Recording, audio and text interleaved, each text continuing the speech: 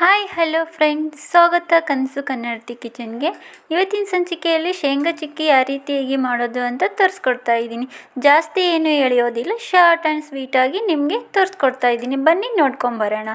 ಮೊದಲಿಗೆ ನಾನಿಲ್ಲಿ ಒಂದು ಗ್ಯಾಸ್ ಒಲೆಯನ್ನು ಆನ್ ಮಾಡಿಕೊಂಡು ಒಂದು ಪ್ಯಾನ್ ಇಟ್ಕೊಂಡಿದ್ದೀನಿ. ಈಗ ಒಂದು ಲೋಟ ಆಗುವಷ್ಟು ಶೇಂಗಾವನ್ನು ಇದಕ್ಕೆ ಹಾಕ್ತಾಯಿದ್ದೀನಿ. ಹಾಕಿ ಈ ರೀತಿಯಾಗಿ ಚೆನ್ನಾಗಿ ಕೆಂಪಗಾಗೋವರೆಗೂ ಹುರ್ಕೊಳ್ಬೇಕಾಗತ್ತೆ.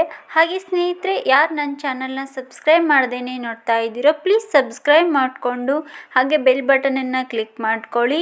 ಆಲ್ ಅಂತ ಟ್ಯಾಪ್ ಮಾಡಿದರೆ ನಾನು ಹಾಕೋ ಎಲ್ಲ ರೆಸಿಪಿ ವಿಡಿಯೋಗಳು ಮೊದಲಿಗೆ ನೀವೇ ನೋಡ್ಬೋದು. ಹಾಗೆ ನಿಮ್ಮ ಫ್ರೆಂಡ್ಸ್ ಫ್ಯಾಮಿಲಿಗೂ ಕೂಡ ಶೇರ್ ಮಾಡಿ.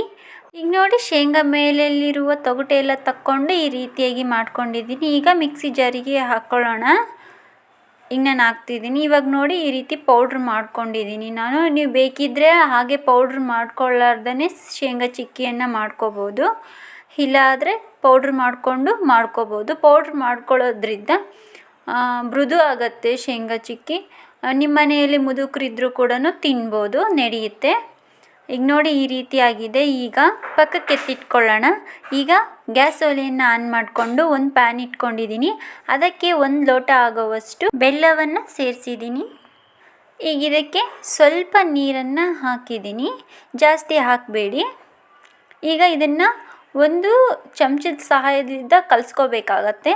ಇದು ಪಾಕ ಬರೋವರೆಗೂ ಚೆನ್ನಾಗಿ ಕುದಿಬೇಕು. ಇದು ಪಾಕ ಗಟ್ಟಿ ಬರಬೇಕು. ಒಂದು ಸ್ವಲ್ಪ ನೀರಲ್ಲಿ ಹಾಕಿದರೂ ಕೂಡ ಚೆಂಡಿನ ರೀತಿಯಲ್ಲೇ ಆಗಬೇಕು, ನೀರಲ್ಲಿ ಹಾಕಿದ ತಕ್ಷಣವೇ.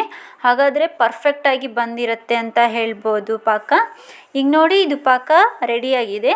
ನೀವು ಪಕ್ಕಕ್ಕೆ ಎತ್ತಿಟ್ಕೊಂಡಿದ್ದೀರಲ್ವ ಶೇಂಗಾ ಪೌಡರ್ನ, ಇದಕ್ಕೆ ಸೇರಿಸ್ಕೊಳ್ತಿದ್ದೀನಿ ನಾನು.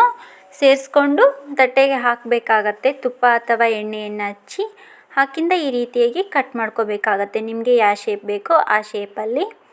ಇದನ್ನು ಸ್ವಲ್ಪ ತಣ್ಣಗಾಗೋಕ್ಕೆ ಬೇಡಿ, ಕಟ್ ಮಾಡಿಂದ ಈ ರೀತಿಯಾಗಿ ಮೃದುವಾಗಿ ಬರುತ್ತೆ. ನಿಮ್ಮ ಮನೆಯಲ್ಲಿ ಯಾರಾದರೂ ಅಜ್ಜಿ ಅಥವಾ ತಾತ ಅವರಿದ್ದರೆ ತಿನ್ನಲು ಈಸಿಯಾಗಿರುತ್ತೆ, ಮೃದುವಾಗಿರುತ್ತೆ ಅಂತ ಹೇಳಿ. ಹಾಗೆ ನಿಮಗೆ ಈ ವಿಡಿಯೋ ಇಷ್ಟ ಆದರೆ ಲೈಕ್ ಮಾಡಿ, ಶೇರ್ ಮಾಡಿ, ಸಬ್ಸ್ಕ್ರೈಬ್ ಮಾಡಿ.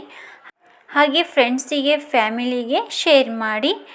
ನೆಕ್ಸ್ಟ್ ರೆಸಿಪಿಯಲ್ಲಿ ಸಿಗ್ತೀನಿ.